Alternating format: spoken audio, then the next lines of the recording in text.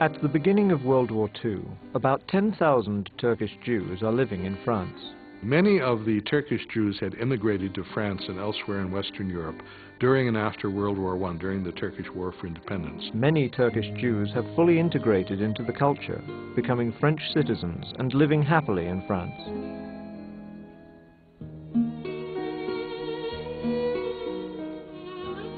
On the 13th of June 1940, the Germans take Paris. Perhaps Hitler's most satisfying victory. An armistice is reached and France is split in two, the north under direct German control, the south controlled by the French Vichy regime, a puppet government all too eager to collaborate with the Nazis. Both governments immediately enact anti-Jewish policies. We had this awful thing marking Jew on this permit we had. The Turkish government never distinguished among the citizens of Turkey on the basis of religion or creed. And so long as Turkey was neutral, Turkish diplomats who were stationed in Nazi-occupied countries and elsewhere did have the right of protecting Turkish subjects regardless of their religion, and they did so. Turkey was the only country in Paris that was helping, protecting, and trying to help the Jews.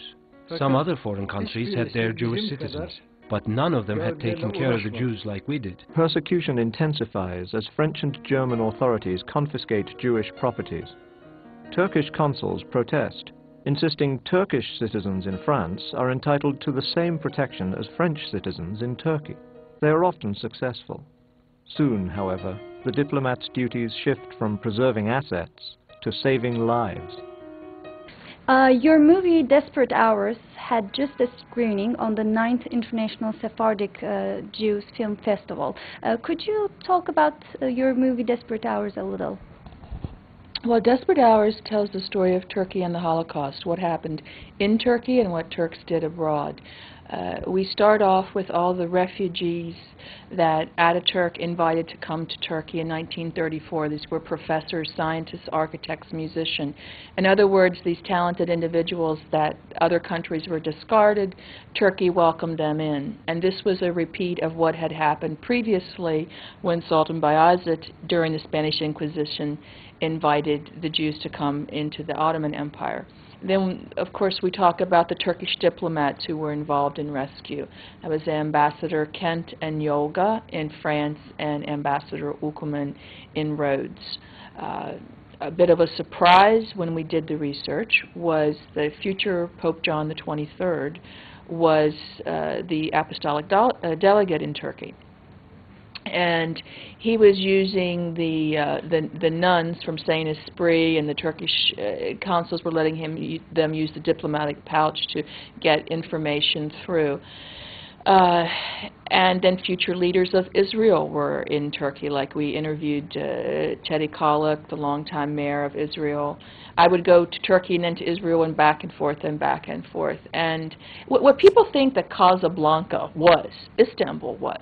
There were people like Teddy Kollek who'd been sent there by the Jewish agency next to the German ambassador. And, you know, Turkey was neutral until the end of the war, so you had all of this intrigue, and it was the last land route out for refugees as well. I was surprised that no one knew about this moment in time where you had Muslims, Jews, and Christians cooperating to save lives, not kill each other. And I think it should be an inspiration for us today. In August 1941, in Drancy, a suburb of Paris, a transit camp is created. A year later, prisoners will be sent from Drancy to the Auschwitz death camp. The life-saving value of Turkish citizenship is soon realized by Turkish Jews living in France. When my father went to the consulate, he got a passport, because it was the only paper that we had that shows that we are Turkish citizens. I was at the metro. They arrested me when they saw Jew written on my identity card. They sent me to a camp. When my father realized I was missing, he went to the Turkish consulate. The consulate made an investigation and protested. I was liberated from the camp. My mother went to the Turkish embassy in order to ask for specific purpose, certifying the Turkish nationality of her children. Now, the Turkish law was that so long as they registered with the Turkish consulates and embassies in those countries, they would remain Turkish citizens. But after many of them had stayed in France and had become French citizens and had had French children, many of them allowed their Turkish citizenship to lapse. And my father was trying to give them their official papers saying that they are Turks. We used to issue a paper saying that his nationality has been examined by the Turkish authorities until such time he is to be considered Turkish. It was not very easy. I can assure you it was not very easy. Yet some are still caught up in sweeps before they have a chance to contact the Turkish consulate. Without time to go through the normal channels, some Turkish diplomats mount daring and dramatic rescue missions that put their own lives in danger. Well, the story of Ambassador Ken is one of the most fascinating stories. Here is a person who is a diplomat.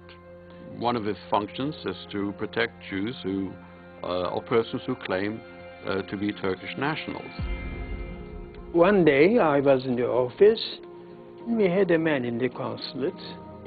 He came to say that a group of Jews who claim to be Turkish nationals have been apprehended and have been assembled and boarded on a train on its way to concentration camp.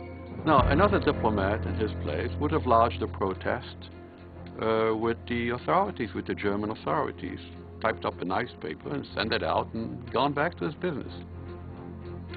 He decides to board the train. I saw all the Jews that I knew. They were all picked up and forcibly put in the wagon. He goes into the wagon. He says, "I won't leave the wagon unless you release my persons, Turkish nationals." 2 German officers arrived, SS troopers. And one of them, with his broken English, told me to leave the wagon. The German commander says, "You have to get up." I said, "I won't." "Well, in that case, you will go with them." And he says, "Okay, I'll go with them." They were crying. They were really heartbreaking. Soldiers come, lock the door, and the train moves out of Marseille. We went about 3 hours. Dark, it's cold, miserable. The Germans realize they have a problem on their hand. This is a Turkish diplomat. Turkey and Germany still have diplomatic relations. When the train reaches the next stop in Arles, the train stops. The wagon door swings open. The German commander there comes up to him and says, "Sir, unpleasant thing happened to the Marseille car. I'm very sorry." "Take your persons off the train." He takes his group. Nobody checks whether these are actually his person. He takes them off, goes to the phone, calls up his office in Marseille, orders to bring several vans, and these people are brought back to Marseille. Anyhow, I got all the Turks down. That's about all. What surprised you the most while you were shooting the movie? We were honored with some special screenings. We had a UN screening in Geneva, we had a screening in Rome with the Vatican, a United States congressional screening, a Library of Congress screening. And this was amazing to me that sometimes young diplomats, Turkish or Israeli diplomats, would come up and they would say, "I didn't know that." That's by far the most common comment throughout the world when people see Desperate Hours, that they say to me, I didn't know that. I didn't know anything about it. I think that Turkey is probably one of the most misunderstood countries in the world. I think some people maybe know a little bit more after the Iraq War. I mean, people ask me crazy questions, and they don't realize that outside of Israel, it's the only other democracy in the Mideast, that it's a secular country, that women had the right to vote there before they did in Switzerland, and that it's a NATO ally. And you know, I consider Turkey like a second home. You know, I'm in love with Turkey, but how could I not be, because I got to live on the Bosphorus for a while. Ms. Barrett, thank you very much for being here today. Thank you. It's my pleasure.